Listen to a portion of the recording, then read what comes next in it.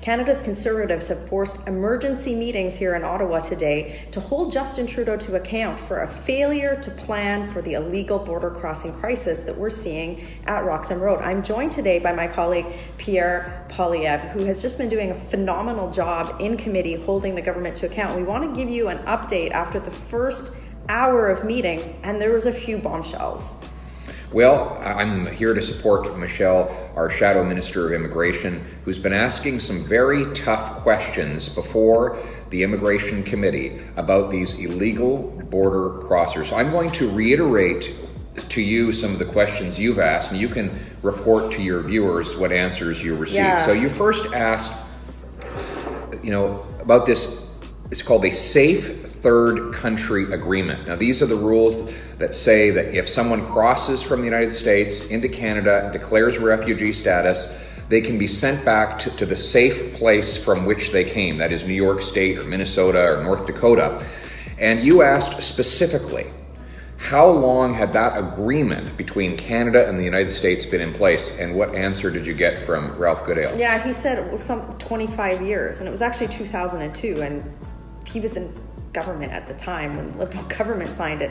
And the context for that question was the Liberals ahead of this they asked some questions about the Geneva Convention. They were trying to make it seem like what the Liberals were doing was, good, and just this complete inability to plan for thousands of people seeking asylum from essentially upstate New York.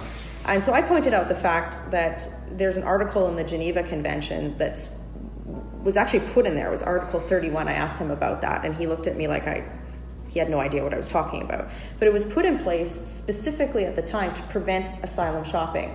Now, the Liberals had also asked, they said, look, Michelle, or they said, look, Ralph, there were thousands of people crossing in 2001, and everything went back to normal. And that's when I asked him, I said, when was the Safe Third Country Agreement signed? He said, well, 25 years ago. I said, well, no, it was 2002, and your former government put that in place to stop what was happening. So, they just contradict each other, and it was, for a minister that is in charge of this to not know those basic facts, I think sort of belied part of the problem that we're facing here. And now they tell us they're putting a new minister in charge. Well, last week, to great fanfare, the government announced it was bringing in a new minister, Minister Blair from Toronto, former police chief. And he, with his stern face and his policing background, is going to bring order to the border. Mm-hmm. So you asked him, which agencies report to you in this new job, Minister Blair? And what did he say? None. Actually, in fairness, he said he's waiting for a letter from the Prime Minister to find out. Well, and I asked him, I said, point blank, now, one would think that if you were in charge of border security, you would have the RCMP and the Canadian Border Security Agency report to you. Because right now, from a legislative perspective, those agencies have to report to the public safety minister. So now there's a new minister, and I asked him point blank, well, are these agencies going to report to you? And he said no. And then we asked what his job was. Well, what is your job if you're supposed to secure the border, but none of the border agencies or law enforcement bodies actually report to you? How are you actually supposed to do your job? Which begs the question of whether or not his appointment was merely a public relations gesture by a government that cannot manage the constant flow of illegal border crossers in the amount now of how many? It's over 31,000. 31,000. Since January 2017. Since January 2017. And then you said, you asked, what's going to happen in just over a week when the dormitories, college dormitories, here's the kicker, that have 800 illegal border crossers staying in the rooms of students, those border crossers will be evicted so that the students can go back to school. University is coming back, as it always does, same time every year. And Michelle, you asked, where are all of these illegal border crossers going to go when they leave these college dormitories? And what do they tell you? Well, let me clarify something, Pierre. The government has been saying that they're managing this in an orderly and compassionate manner. putting people into college dormitories for a few weeks because they don't have a plan and then having to evict them, I would not classify as compassionate nor orderly. But the answer that they gave us, that Bill Blair, the new minister without anybody who reports to him, said that they would be putting people up in hotels. And then I asked, well, for how long? And how many? And he couldn't answer that. He did not know. And, so and who will pay for the hotels? We don't know. Is it fair to assume it's taxpayers? Well, I doubt it's Bill Blair personally. Right, so they don't know who, they don't know how many, and they don't know who will pay the bills as these illegal border crossers go from college dorm rooms now to hotels. Then I had a chance to ask some questions, and I asked the minister if the rules, he said the rules cannot apply between border crossings. So this loophole has to stay in place, which allows people to cross the border into our country and avoid being returned back to the safe place from whence they came. And he said the reason why we cannot apply the rules right across the entire border, and that we can only apply it at official points of entry, is because if we applied the rules across the border, we'd have to have enforcement agencies at 9,000 kilometers of border space across Canada. So I said to him, you know, Minister Goodale, you are responsible for the RCMP, which enforces traffic rules on thousands of kilometers of Canada's highways. Do we have RCMP officers at every 100 meters along those highways? Of course, he said no. And I said, okay, do the rules still apply when the RCMP and the enforcement body is not there? He said, of course the rules still apply.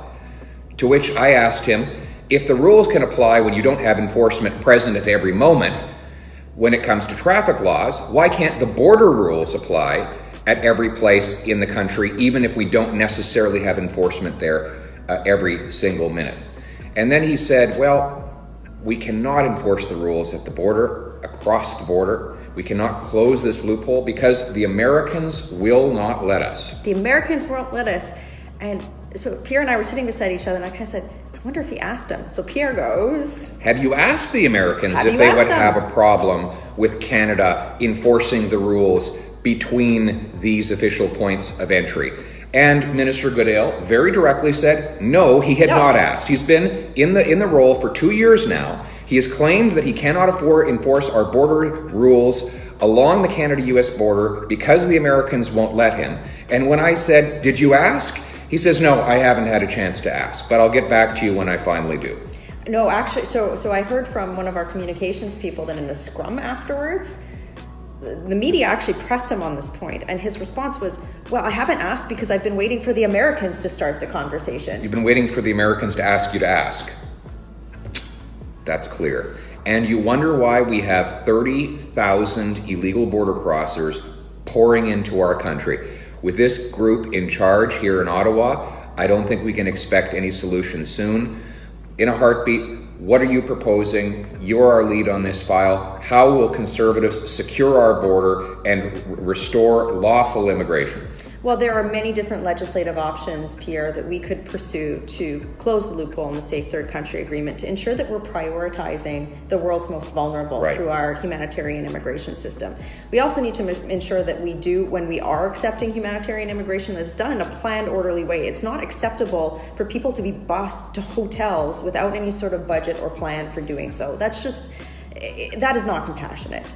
The other thing that we would do as a Conservative government is ensuring that people aren't staying in Canada for years on end without having their asylum claims heard. Right now, under this Liberal government, people will be waiting for years to have that asylum claim actually validated. And what that means is that by the Liberal government's own admission, many people that are claiming asylum after coming through Roxham Road won't have valid asylum claims and therefore don't have a legal reason to be in Canada. And we would ensure that people who don't have a legal reason to be in Canada are not in Canada. That seems pretty simple.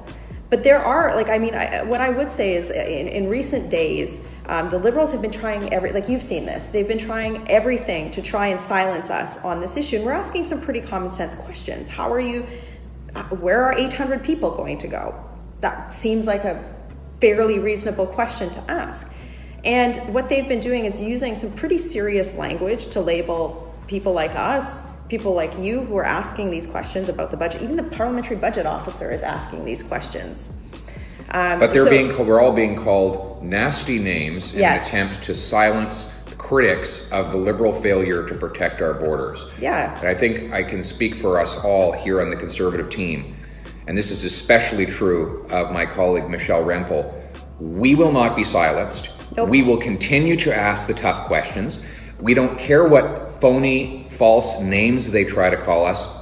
We will not be intimidated. We have a job to do, and we will do it. That's right. And you pay our salaries to ask these questions. So I want to thank you, Pierre. Pierre has stepped Pierre, you do so much work on the finance file. He spent nearly 24 hours with me getting ready for this meeting. We were in the office nearly till 10 o'clock last night. And this is important. So we've got another, about 4 hours of meetings or so today. You can tune in live. We can post the link here, and we will be posting clips of the committee meeting later today. We've got a Liberal from Toronto, Adam Vaughan, who is going to be on the hot seat answering questions about housing. And then, of course, we have Trudeau's Immigration Minister, Ahmad Hussein, on the hot seat later today as well. So you can rest assured that we will be asking the tough questions and forcing the government to come up with a plan that is beyond putting people on buses and sending them to hotels for indefinite periods of time. That's not acceptable. Anyway, we're working hard for you in Ottawa, and we should probably get back into those meetings. Let's get back to the committee. Working hard for you. Have a great day.